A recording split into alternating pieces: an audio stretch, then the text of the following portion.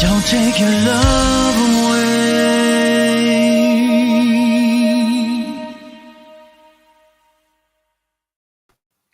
What? Do you dig that tune? Come on, that ain't even the best song on the CD. I mean, No Love Lost. If you have it, you know, you absolutely know. This was in my top 5 this year. Albums, top 5. Get it? That song, it's not even the best. I mean, it's. I think they're all the best. That's why it's in the top 5. There can't be a weak song on an album if it's in your top 5, and there's not a weak song on this album. So I absolutely had to get Scott Board here and talk to him about it. I mean, No Love Lost is one of them bands that everybody needs to hear about, needs to know, needs to get their music in their collection, get the music in their ears. You need to hear them. So Scott is here tonight. He decided, hey, I want to come here. He snowed in, had nothing better to do, said, you know what, screw it, I'll go hang out with Mike. No, really. He's a good guy. So, and we have Tony Dio. Everybody knows Tony Dio. Come on. Tony Dio is in the house.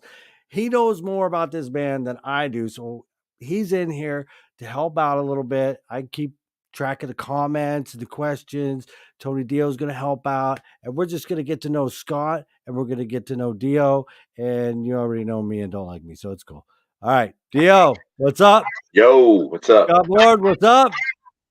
How are you, man? Thank you for having me. Thank you, guys. Thank you.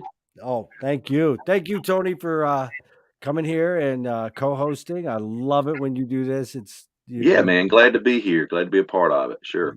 You're always Tony, my longtime metal brother. Yeah, for sure. I've known Scott for a long time. That's why I figured it was perfect that you'd be here. I mean, North Kakalaki boys. Both North Kakalaki boys. I'm a South Kakalaki boy, so I'm like that redneck down south, you know. Yeah, you're even more southerner than we are.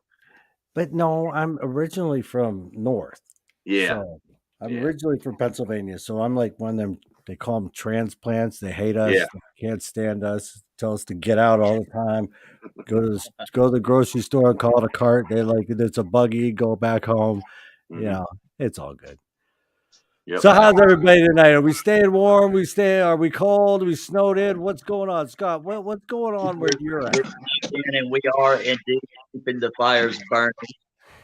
And wife's warming them up over there right now, as a matter of fact. But yeah, it's getting really cold up here. Hey, Mayor. A lot of snow. Yeah, Dio says, hey, Mayor. And, we're expecting a whole lot more tonight, and so we're not going anywhere. We're just going to stay here and rock and roll with you guys. So there you go. Cool. Not a problem. To do. How about you, Dio? How's it doing? I think it's everybody just cold, in the nation man. is It's like cold. it's just cold. It's just cold. Yeah, but we'll deal with it. We'll be complaining about it's hot in a few months. So right, it'll be July, and we'll be like, can it cool down anytime soon? You know, and then here we go. It's 30 degrees outside. Yeah. I moved south to get away from this shit, and it just seemed to follow me now. I don't like this. I don't like it.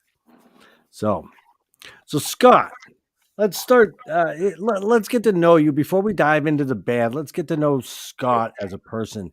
Now, I'm going to whisk you back to your preteen years. That you're in your bedroom. What is the first poster you put on your wall? What was the first poster? The first poster I would think would be that big jumbo Kiss poster from the Alive. You know, the Alive one. Probably that one. Yeah. I used to get on my bicycle and ride over to a local record shop called Marty's Records, and over in High Point. High Point people, you'll know that one. And I used to just grab every poster and every album in that place that I could get my hands on. And that was one of the first ones I saw over there that was just like, wow, I've got to have that. And so on my wall it went. And nice. Before long, being a huge Kiss fan, of course, I had one wall dedicated to each member, of course, like most of us Kiss Really? crazy still today. Oh, yeah. Wow. Sounds never really. I knew Kiss, they were around, of course, and they were just about everywhere. People had the lunch boxes. Remember my friend Nicky? He had a lunchbox, and I'm like, okay, a Kiss lunchbox. I just never really got it, but I liked, the music coming out. I liked them, but I Right. didn't even think I had a poster on the wall or anything. It just was. Well, my first artist that I really got into, really because of the melody, the such strong melodies and songwriting, was Elton John. Oh yeah. And the first album I ever bought was Elton John's Greatest Hits Volume 1, I believe it was. Wow. Way back. Mm-hmm. Yeah, and from there, I had a buddy of mine at school turn me on to Kiss, and he let me borrow his Kiss Alive album, I think it was, and I took that home, and from there it was over with. It was over. Yeah, it Oh was yeah, over. went from there. Yeah. Yeah. But hey, that was the best years for Elton John back in those early days too, yeah, man. Best stuff, up through the 70s. Yeah. I loved his stuff. Captain Fantastic. All that 76 stuff was fantastic. Blue Moves. That's one of my favorite Elton albums. Just top to bottom, really, really good. And the musicianship on that is just top notch. I mean, some of the people we had playing with him, the guitar players, but Davy Johnstone, Caleb Quay, I believe was his name. Mm-hmm. Yeah, fantastic stuff back then. And like I say, I was more intrigued and drawn in by the melody and the melodic sensibility that he had, and that Kiss had actually too, and all the bands that I was listening to back then had that going on for them, and that was what was really drawing me into music, was that and somehow or another I was conscious of what was making those songs work, even back then, at 12, 13 years old or whatever like that. And the melody and the melodic hooks and that kind of thing was one of the things that was making it work. And so that's always stuck with me and really driven me to as far as my writing and stuff goes to be the same way. It's very evident, and that draws. I didn't really think I was into like melodies and melodic until the last couple of years. I just changed. It started with Eclipse, Monumentum, back in like 18 or 19 or something. I think it was 18. Yeah. And it took me like 3 listens. They were going to be on the Monsters of Rock cruise, and it took me a few listens, and finally the third one, it was like it clicked, and it just. I kind of went in. It opened up a whole new world of this melodic rock that I did not give a chance to. Like whether it be in Europe or even here in the States, there's some really good melodic rock. No Love Lost is a perfect example, and it is just like, oh my God, there's so much more. And now you're discovering more new music and this and that. But the harmonies and things like that, I just absolutely am drawn to in any kind of music right now. It's the harmonies and voices. It's just something that's been missing for a while. It's been missing for a little while in music in general. But yeah, you mentioned in Europe, that's where a lot of the melodic hard rock, melodic metal stuff is going on still. And I'm a big fan of that stuff too. Big fan. Right. Yeah, it's definitely grown over the last 15 years. I mean, it's been really coming out in full force. Because they were doing like the Gods Fest over there in the early 2000s, over in England actually. And it, you just didn't hear about stuff like that over here in the US then. It was all like new metal and stuff like that, but you still had bands out touring like Journey and all that was still filling 15,000, 20,000, seaters in the summertime for the, for the shed tours, Right. So people have always loved it. And I think a lot of people are very happy that there's new stuff coming out. And that's the thing is we're trying to get out to people who don't realize that, there are bands out there that still do music like Journey and Boston and stuff. There's new bands and bands that continue to do that, while some of the, the pioneers are retiring now. Right. Hey, And got to keep it fresh. And a lot of the newer bands that are coming out, you hear a lot more melody coming through on the vocals and stuff like that. I'm happy to see that, even if it's not, a Steve Perry vocal, it's still melodic and it's still good and it's still hooky and it's it's not the Cookie Monster. Yeah. And then they've got the bands that combine the two. They have the Cookie Monster and then they have the Steve Perry, they do the combination. And that's pretty cool. Yeah, it's very original. A lot of those like really brutal, like bands like Soilwork, for instance, from been around for years in Sweden. The singer, he sings the death metal vocals and then he does the very melodic stuff. And then he comes out and pops up in the last couple of years with his band, the Night Flight Orchestra, that sounds like Alan Parsons' band meets 38 Special, What? Yeah.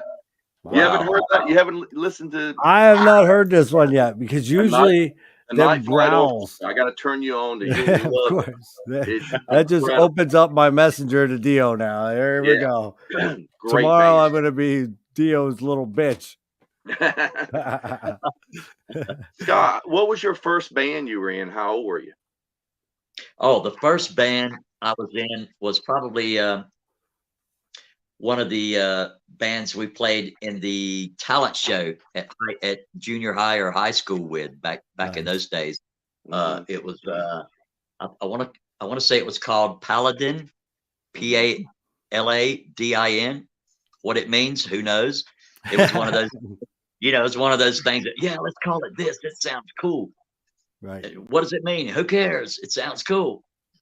And so I know I've seen pictures that you posted on your Facebook page where you guys are just kids, in the band. I don't know if that was early versions of Cerebus or was that Paladin or that was early versions of Cerebus.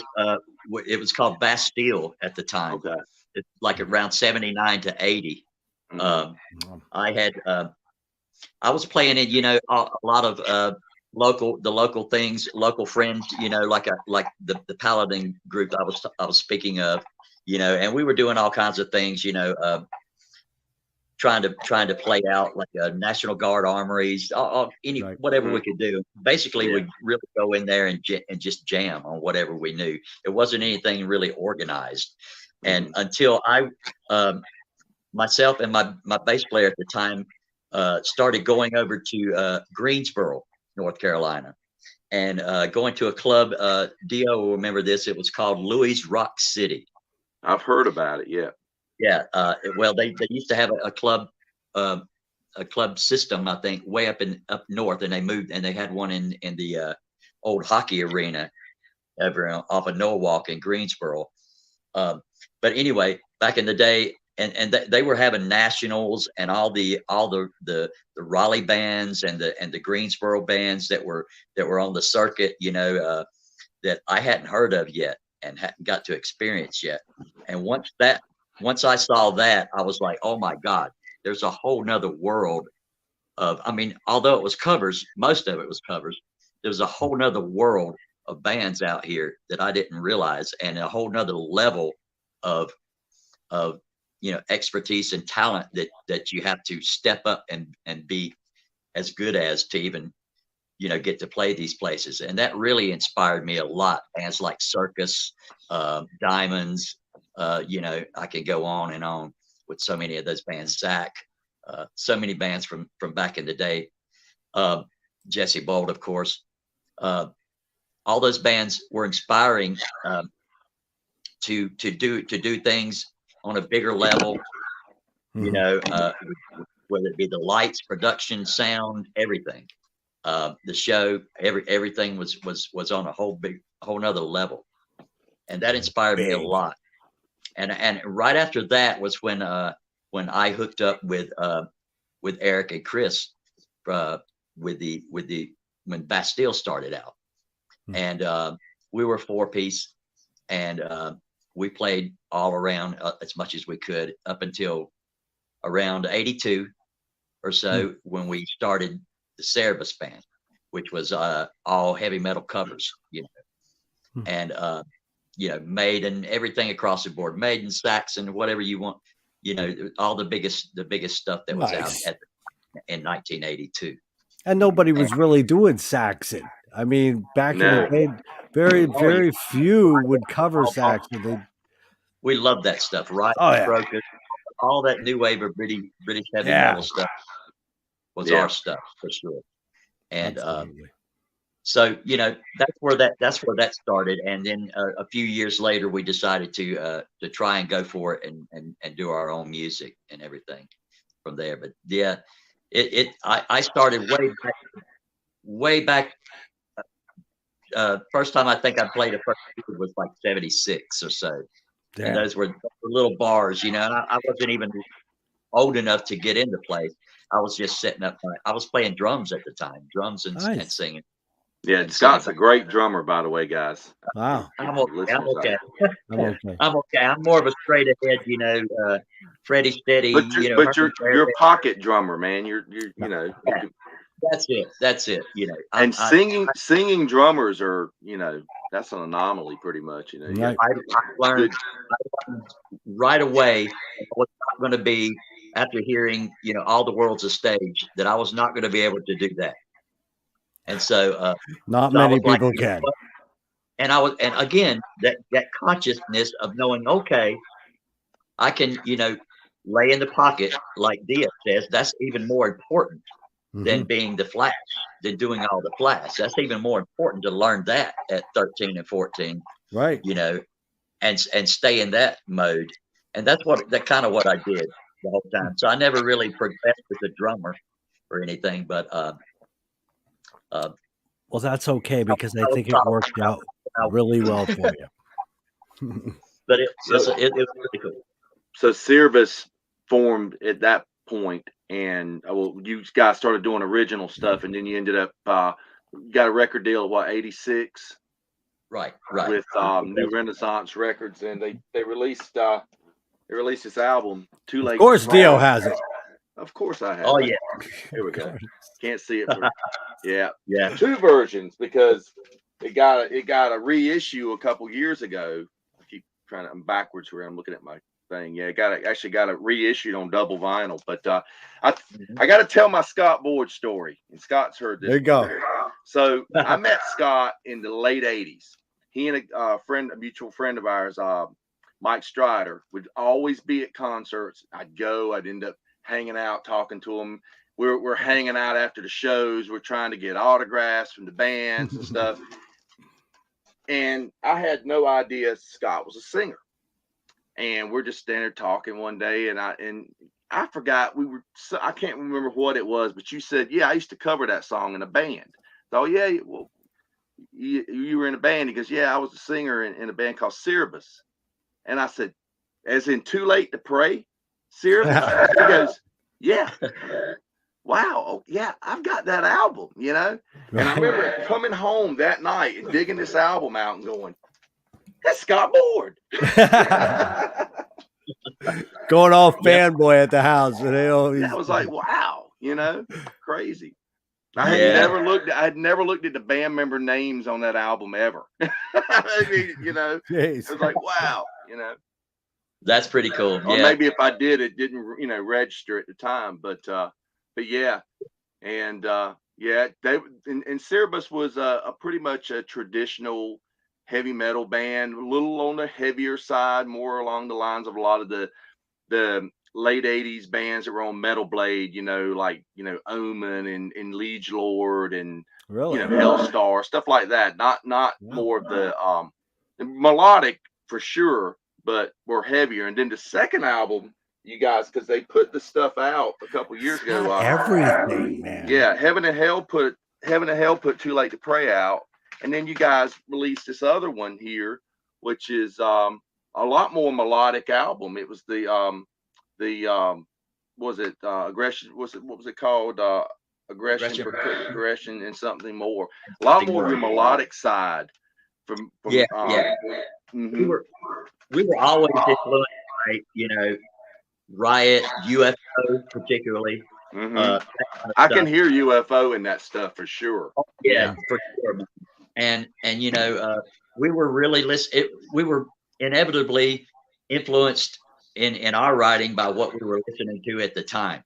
And in '86, you know, when we did Too Late to Pray, you know, we were listening to a lot of Maiden, a lot of Saxon, a lot of Riot, a lot of that Rainbow, that kind of stuff. And that's why, you know, you hear on Too Late to Pray, you hear some of that influence for sure, particularly Maiden. It's some speed metal stuff on there for sure. Right.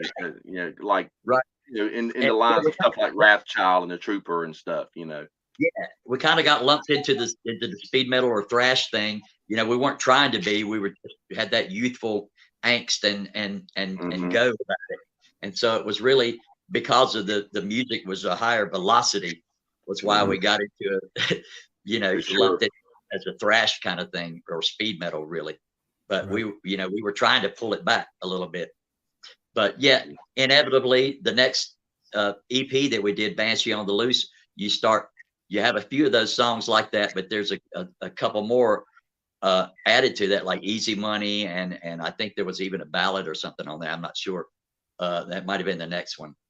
But you know, we're progressively going, you know, a little less, you know, speed metal-y, heavier like that, and more into stuff that we like Rainbow and UFO and that kind of stuff. I really heard Whitesnake in that a lot as well. You know, because that was around the big '87 Whitesnake album as well. Exactly. A lot of that was coming through too, and then even in the next one that we did, Progression, was even more of a bluesier touch. You know, then we were listening to stuff like UFO and Rory Gallagher, and so you can imagine, you know, yeah, for sure, you know, the hodgepodge of influence coming in there.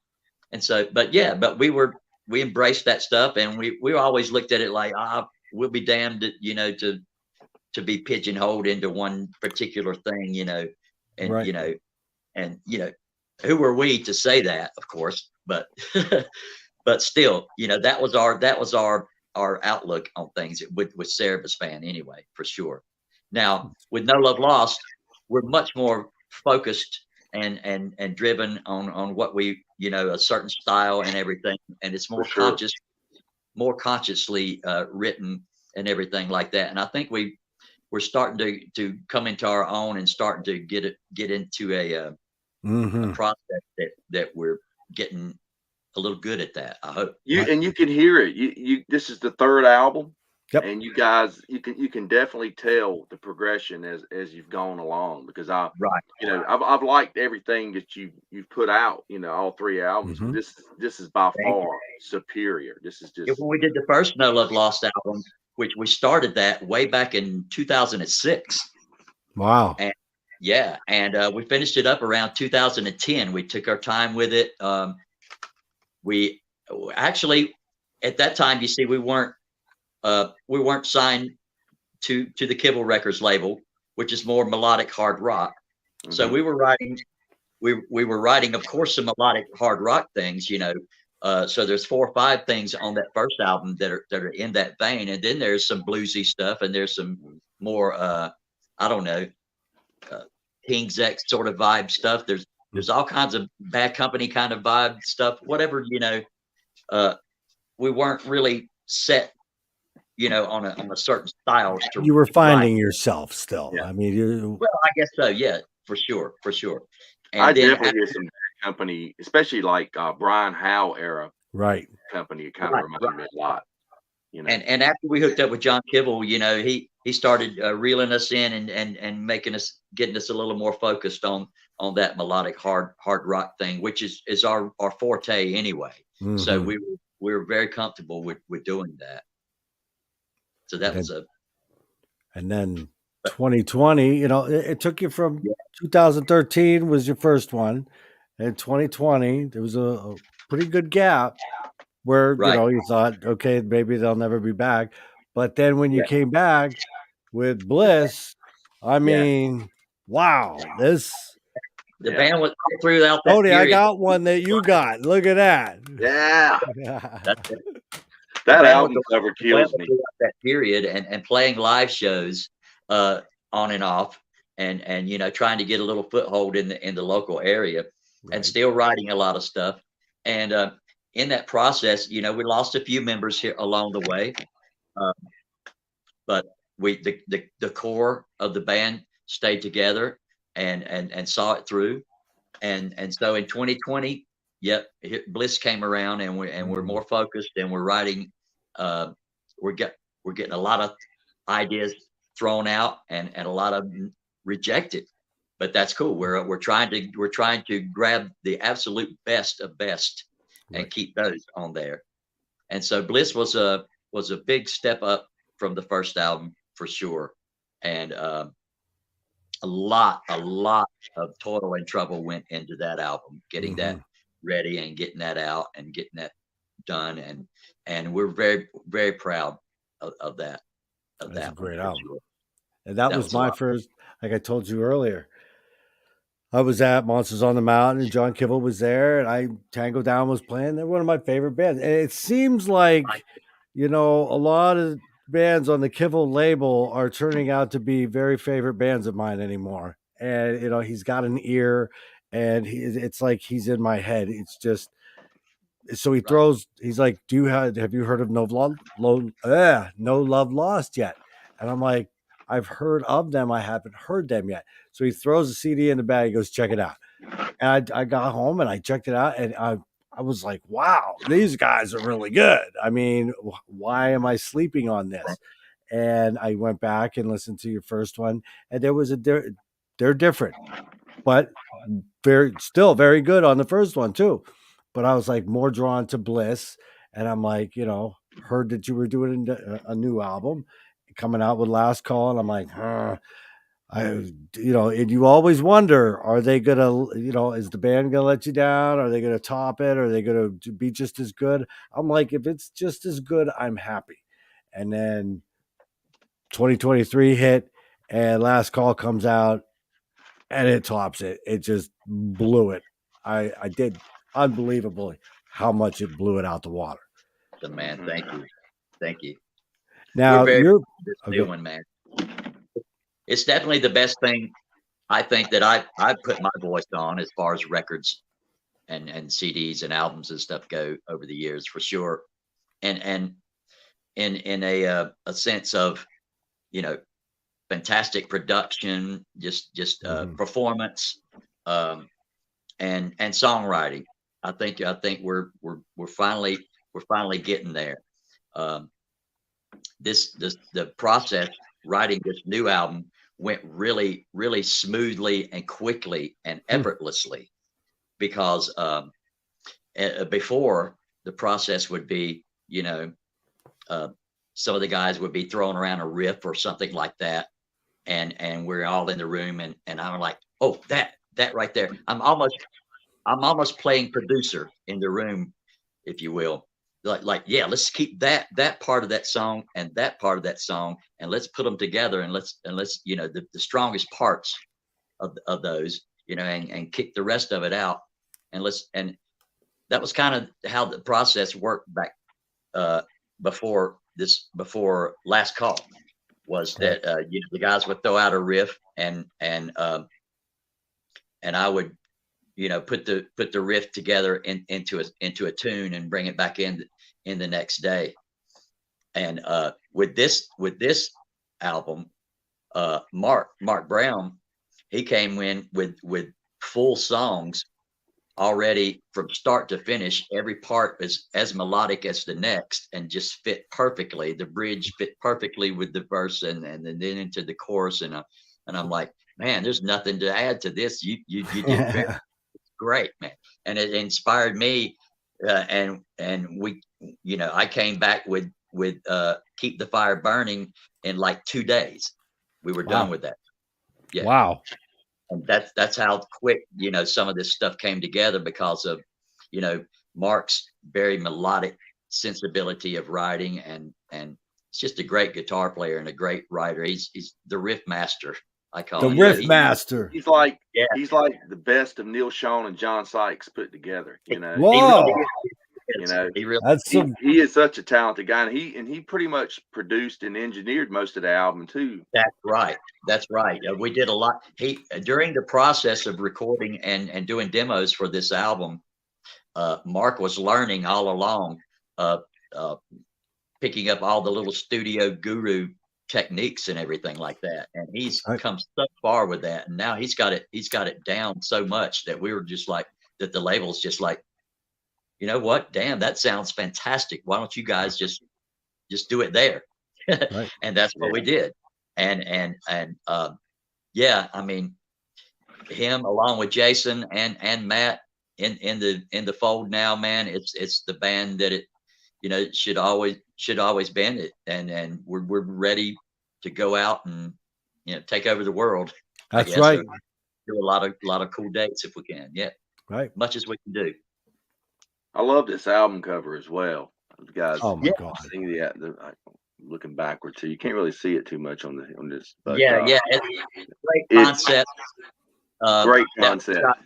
Shot at a club in New England that we used to play all the time. Play all the New England Rock Fest for Kibble label at called Geraldine's, and that was shot there. But right before it closed up, it's closed up now, and I think they've turned it into something else.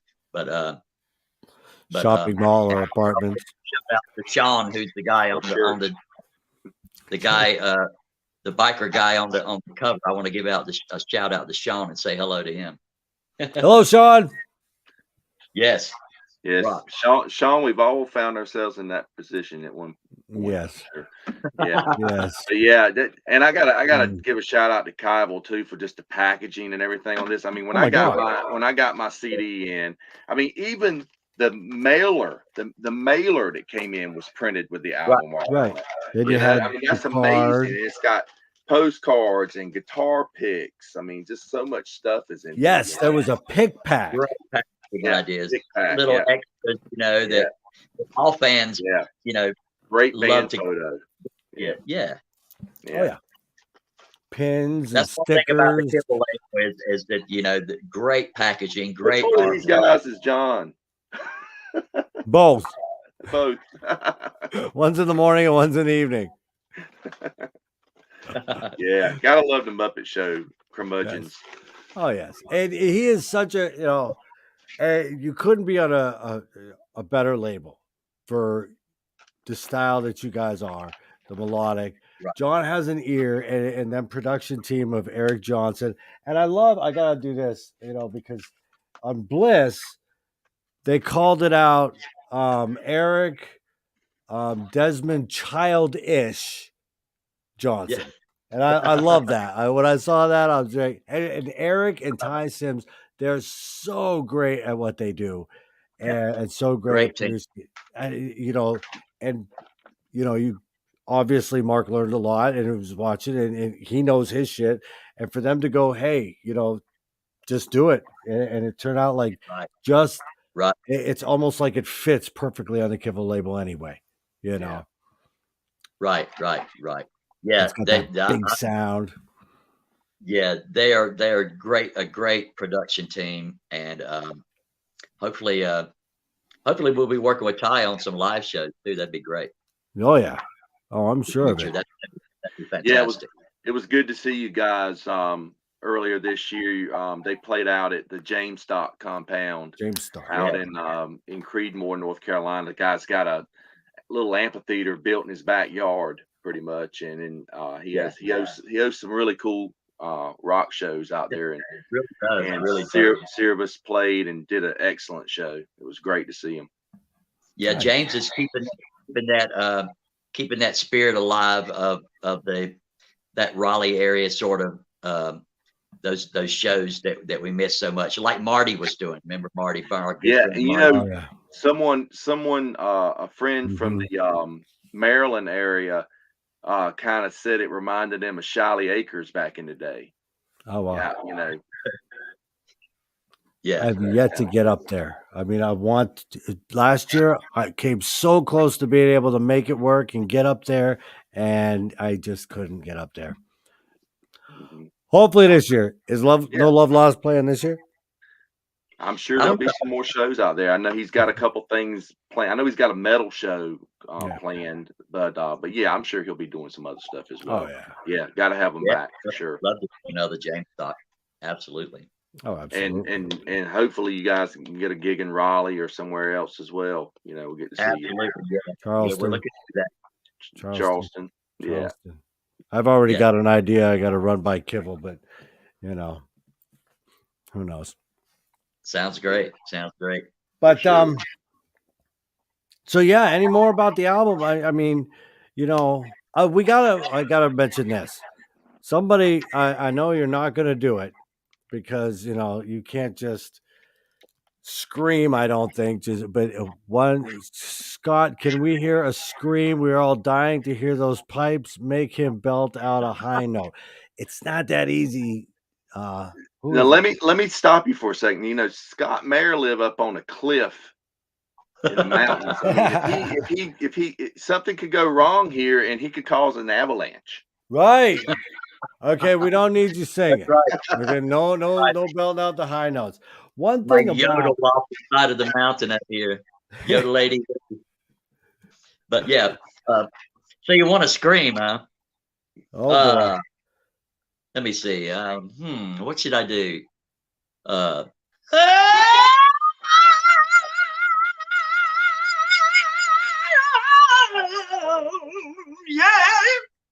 Nice. That's it.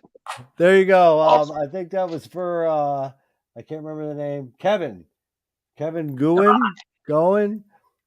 There you go, Kevin. Got it. There you go, Kevin. Nice. Wow. That's just right off the top. No pre-production, no trying, no warming up, just bang. It must have been the mailbag. Yeah. What was it Ronnie James Dio used to say, Scott? If you want, you got to warm up. You're in the wrong career or something like that. What was it he said? Right. You know what I'm talking about.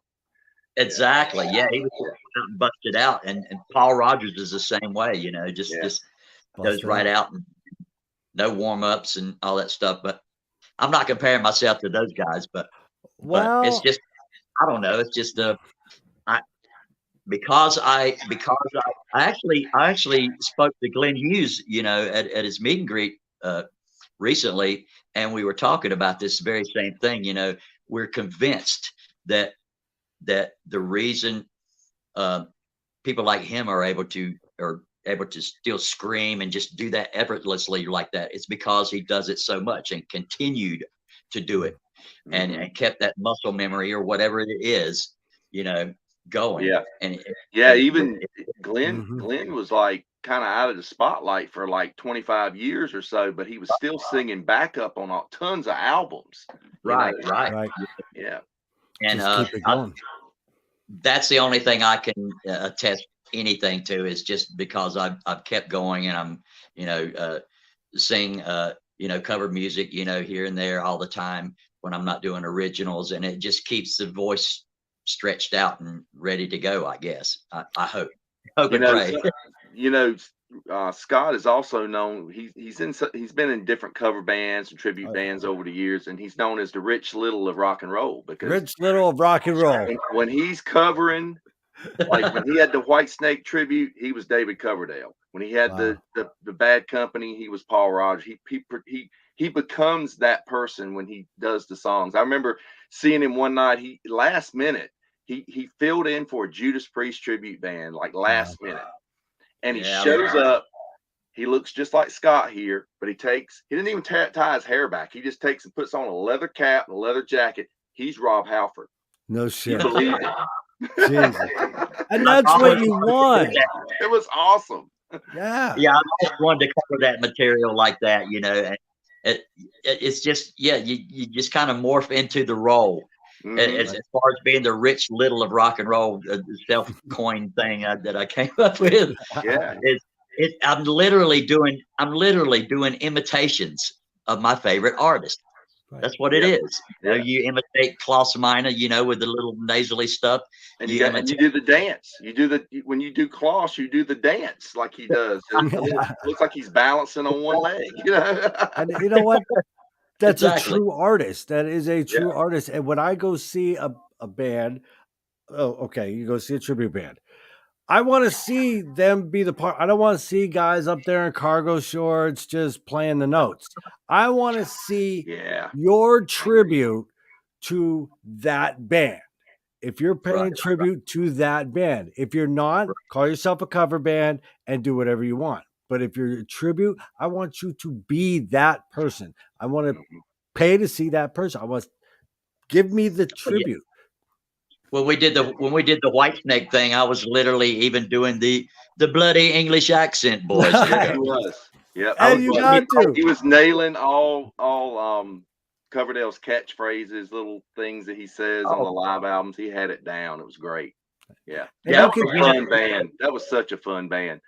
Especially that very first show you guys did at King's that night, man. That was like, you blew everybody's mind with that show because it was great. And Peter showed up. Peter showed up with an afro, Tommy Aldridge wig, and all that. It was great. Yeah. Damn. It was authentic. White fake. White fake. Yeah. That was a lot of fun. You can tell with Last Call. I mean, there is more, I guess, different personalities in your voice throughout the whole. It's not just like some artists, they have one, like Rob Halford, you get it. It's this. Now, when like Appetite for Destruction came out, I thought there was two singers because he had a deeper voice and a high voice. And it was different all the way around. And that's what made that album so great to me is there was different personalities in his voice. It wasn't just straightforward the whole time. And Last Call has that. That was what grabbed me in the first place where I was like, wow, he's got different changes going on in the song from song to song. And it's just, and they all worked so brilliantly on every song. And it just made it that much better. I'm glad you picked up on that because it all goes back to that, what I was saying, before about you do the what you don't try to oversing too much. You go with what, even with the drums, you go with what the song calls for. And a lot of the songs, like when the song Destiny on the new album was presented to us, it's an Outside Rider song, but when it was presented to us, I immediately heard, and John and the guys were like, stay low on the verses and stuff like that. I'm like, okay. I immediately heard Paul Rodgers. And so that's what I went for, a Paul Rodgers kind of thing on those verses. You might hear a little bit of that if you're a Paul Rodgers fan. Absolutely. That kind of thing, when we were doing Fighting for Your Love, that song immediately sounded like something from the first Europe album to me. So I'm thinking, Joey Tempest, Tony Harnell. So you try to bring those influences in there because you hear that, initially instinctively off the top. And that sounds like one of their songs from back then that kind of inspires you to go in that direction. So that's kind of how a lot of that happened. And you are made up of all your influences. Singers, drummers. I play drums. I made up Mick Brown, Bobby Blotzer, these guys that influenced me. And it's going to show in the style I play. And you have different influences musically and vocally. And it's going to show, and you're going to think, oh, wow, this does sound like a Joey Tempest thing. Maybe if I do it this way, it'll work so much better instead of doing it. A lot of times it's totally conscious that, to try to get, some of the favorite kind of vocal stylings in there, whether it's Dio or Coverdale or any of that stuff, And so, for sure. It was fantastic to hear done the way it was. And you said it's not overdone, even with the guitar work. Some solos or riffs, they go off the chains and they lose the song. But on here, you didn't lose the song. You kept the melody. You kept the direction of the song. You kept everything still glued together. But okay, you go a little bit, but it didn't. Okay, we're off in left field, and then we got to come back. It worked so well. It Ain't Over Till It's Over was another one of the outside writer songs presented for us to do on this album, and immediately I heard 80s Kiss over that. 80s Bruce, it does sound like something like off Crazy Nights. Right. Yes. Yeah. And so I'm thinking, slide a little Paul styling in there for sure. It'll fit it, and it worked out really well on that. Everything worked out really well. It made my top 5. It made Dio's top 5. I think it was 3 on your list, Dio. Yeah. It just was, yeah. And it made a lot of top 10s, which, okay, most top 10s or top 20s are bands and this and that, well established. For No Love Lost to start making these lists says a lot about this album. It's very humbling to me, as for sure. Absolutely. Yeah, it stayed in my car player for quite a while. Awesome. It's still in my home stereo player. It's not in the case. It's over there. It's been in there since I got it.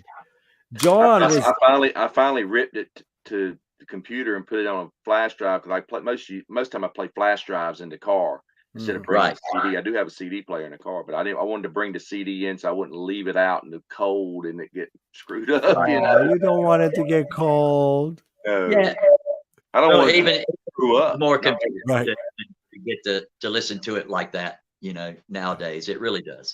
Yeah, but it's nice to have that physical product is also. Oh yeah, absolutely, gotta have the physical product. Yeah, I gotta have it. Yeah, gotta have it. Yeah. Now, anything else you want to add, Tony? I mean, I know you got a jet pretty soon. Yeah, I got to get ready to take off. I actually we're doing another podcast with the guy tonight. We're taping one. We're actually doing one on UFO tonight. So. Oh, awesome. Yeah, talking about the history of UFO and so forth. By the way, I am starting my own YouTube channel. Be the Metal Emporium. It should be up in a couple weeks. I've started taping some episodes, so I'm gonna release it all, in a few weeks. Just talking about records and record collecting and stuff like that. Nothing maybe better we'll do than interviews. Maybe we'll do interviews every once in a while as well. Hell yeah, that's great. The Metal Emporium. On YouTube. Yep. Cool. Yeah. But great to see you, Scott. You too, see you sometime soon. I'm going to try to get out to one of the shows one night. I think you guys played what is it? Bad Romeo played somewhere near Greensboro not long ago. Let me know when you're coming back there. We'll try to get up there one night. Yeah, I think it was Madison last week, but yeah, it was somewhere. The venue, I looked it up, and it was like somewhere between Greensboro and Burlington. It looked like. So I was. If you go back there, let me know. That's not too far. Yeah. Yeah, it was the Rock down in Madison. But actually, No Love Lost has a couple of shows coming up really soon locally. Well, let's tell them. Yeah, let me know. Are we allowed to say which shows and where yet? Yeah, absolutely. Well, then let's say them. The first one is going to be February the 13th, opening for Smile Empty Soul at Hangar 1819 in Greensboro. Cool. Nice. That's a newer rock band with melodic sensibility to then a national, and they're out on tour, and cool. We're doing the opening slot on that one. And then the same week, we're going to be down in the Charlotte area at a place that we love dearly called Stooges, which is in Hill Charlotte area. And we're going to be doing No Love Lost is going to be doing the opening set for the Bad Romeo show that night. So I'm going to be doing duty that night, but double duty. I'm used to doing that sometimes. So yeah, it's like an extra set, right? Right. So we're looking forward to. You come from the old school where you didn't have any opening bands. One band would play 3 sets in one night, sometimes 4. You know, that's what I do now. Still, yeah, 3 sets and yeah, and the stuff that we do is very, very demanding to still to do at my age, for sure. Right, the harmonies. I mean, look at a lot of these guys that were, you know, back in the 80s. They can't do it no more. I mean, and it's a, you know, and it comes down to what you said. It's keep doing the vocals, keep training your vocals. Yeah, exactly. It's the same with you know, they'll lose, you know, they'll lose the whole thing. You know, they'll have to warm back into it. You know? Right. Or go see a vocal coach and try to start from scratch again. It's like being a drummer. That happened to me when I you know, back in the day before I started getting back out and singing, you know, a lot regularly, which was probably around 2005, 2006. Was, you know, I was like, man, how am I going to do this? And I was like getting ready to cover Journey and Kansas and Styx and all that stuff. And I'm like, there's no way I can do this. And there's no way. And just, I think the in-ear monitors have helped me a lot as far as being able to, you know, hear exactly everything just right in your face. But it took me a little while to warm back up and warm into that kind of stuff and know where I was going, you know, and know how to pace through the whole evening and keep the voice to the end. And this right here is one of the biggest things right there. You see that, boys and girls? Water. No shots, none of that stuff. Water. Hydrate, mate. Anyway, yeah, that's helped me more than anything. But the same, but I had to go through the same process back then, you know, relearning how to do everything, you know. Right. And you know, hey, it's the same with any instrument, really. And you know, drums, guitar, you can relearn that. Once you lose that voice, man, it's so hard to get back. It's even harder than trying to guitar relearn that. You lose the voice, and it's physical too. It's such a physical thing, you know, to push and do all that. It's just it's really it's daunting sometimes. Yeah, and your voice is absolutely still perfection, still great. Let's keep it going for many, many, many years to come here. Thank you, brother. Appreciate that. Because I know me and Tony enjoy, and a lot of other people. I'm seeing it online. No Love Lost is blowing up online. I mean, I see it daily. Somebody else. It's like, wow, you know, this is really great for these guys. We've got a lot of surprises planned for 2024. A lot of live dates, as many live dates as we can do, and like I say, some really cool surprises around Last Call that are going to be happening this year. So we'll keep everybody posted for sure. Right. Well, absolutely. Hopefully you're back at New England Rock Fest this year. Oh, absolutely. John Kivel, if you're listening, which I know you are, they need to get me back at New England Rock Fest. If not, I'm not going. And B-Rock, I want to have a good time next week out in LA. Oh yeah. Yeah. Is this your first trip to LA? First trip to LA, dude. I mean, I'm nervous and excited. I'm nervous about getting mugged, but I'm excited about going to these places. I'm like, I want to go to the Rainbow. I might go live. Everybody that's listening, you know, Thursday night, I'm going to be probably going to stop into the Rainbow, and I might just go live there. And you know, make sure you have some pizza there. It's great. I'm probably going to have pizza, chicken noodle soup, and steak. Yeah. There's the 3 things I got to try. I know I really am absolutely going to do the chicken noodle soup because every artist that's ever been there has sworn by that chicken noodle soup. Everybody's sworn by the pizza and everybody's sworn by the steak. So I think I'm going to get all 3 and just have at it.